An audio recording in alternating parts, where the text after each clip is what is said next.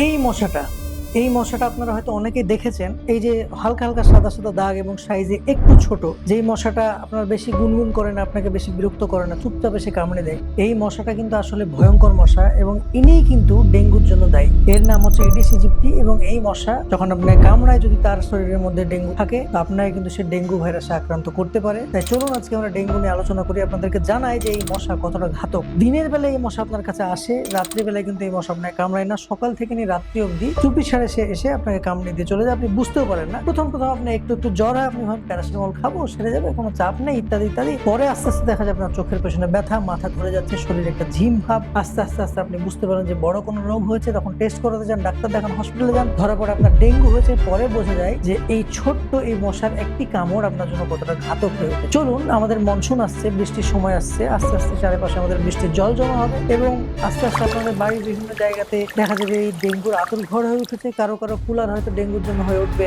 একটি 5 star hotel. এই মশাগুলো সেখানে বাস করবে। আমরা ডেঙ্গু নিয়ে আজকে আলোচনা করব।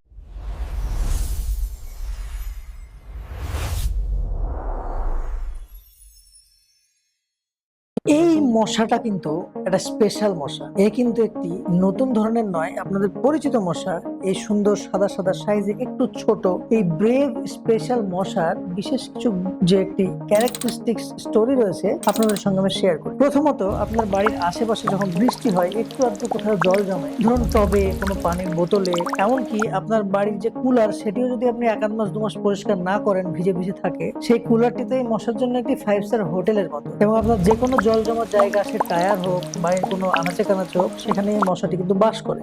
এবং ব্রেভ এই কারণেই বললাম, কারণ এই মশাটা কিন্তু রাতের বেলায় আসে না, সে কিন্তু একদম দিনের বেলায় আসে। সকাল 6টা থেকে নিয়ে সন্ধ্যা 6টা অবধি তার ফেভারিট টাইম আপনাকে কামড়ানোর জন্য। এবং সে অন্য মশার মতো এসে আপনার কানের কাছে কোনো এন্টারটেনমেন্ট মানে গুনগুনো করে না, গানও শোনায় না, সে ডাইরেক্ট আসে, আপনার কামড়ে দেয় এবং চলে যায়।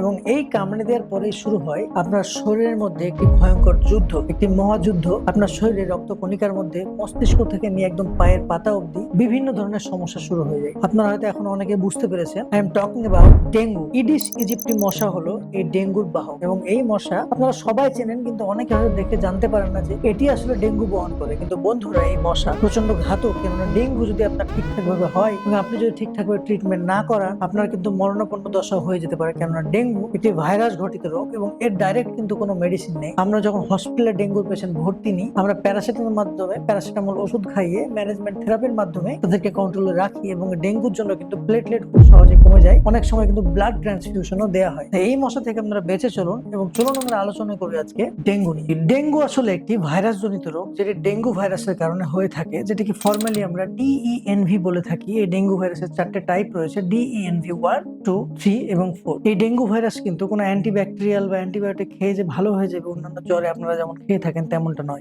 ডেঙ্গুর ট্রিটমেন্টে কিন্তু প্যারাসিটামল দেওয়ার সাথে সাথে আমরা দেখতে থাকি প্লেটলেট এবং অন্যান্য হেমাটোক্রিট ভ্যালুগুলি যে কেমন থাকে। ডেঙ্গুর মশাটি সাধারণত দিনের বেলায় কামড়ায়, পরিষ্কার জলে ডিম পাড়ে এবং এটি আপনার বাড়ির আশেপাশে, বাড়ির ভিতরে, আপনার কুলার থেকে শুরু করে যে কোনো রকম প্লাস্টিকের বোতলে, কোনো রকম টবে, যেখানে ফ্রেশ জল জমে থাকে, সেখানেই কিন্তু এই ডেঙ্গু মশাটা ডিম পাড়ে। এবং এই মশাটি কিন্তু খুব সহজে কামড়ে দেয়, এখান থেকে বেঁচে থাকে। ডেঙ্গুর বেশ কিছু সিমটমস রয়েছে। প্রথম দিকে তো ডেঙ্গুটি আপনার হয়ে গেলে, মশা কামড়ানোর পরে আস্তে আস্তে মাথা ঝিম ধরে, ব্যথা হয়, আস্তে আস্তে জ্বর হয়। কিন্তু পরের দিকে দেখা যায় এটা ব্রেক বোন ফিভার যাকে আমরা বলি, সেখানে রূপান্তরিত হয়। অর্থাৎ আপনার হাড়ে হাড়ে প্রচন্ড রকমের হাড় ভেঙে যাওয়ার মতো ব্যথা হয়, আপনার চোখের পেছনে ব্যথা শুরু হয়ে যায়, আপনার মাথাতে তীব্র হেডেক হয়, তীব্র মাথা যন্ত্রণা করে এবং খুবই হাই ফিভার 102 ডিগ্রি ফারেনহাইট বা তার উপরেও চলে যেতে পারে। এছাড়াও আপনার শরীরে খুবই একটি অস্বস্তি ভাব এবং শরীরে একদম দুর্বল ভাব, চোখের পেছনে বাজে রকমের ব্যথা, এগুলি কিন্তু ডেঙ্গু ফিভারের একটা টিপিক্যাল সিমটম। এই সিমটমস গুলো যখন আপনার দেখা হবে, আপনি অবশ্যই গিয়ে টেস্ট করান। অন্তত ডেঙ্গুর জন্য আমরা 2 টাইপের টেস্ট করে থাকি। প্রথমত ডেঙ্গু NS1 টেস্ট করা হয়,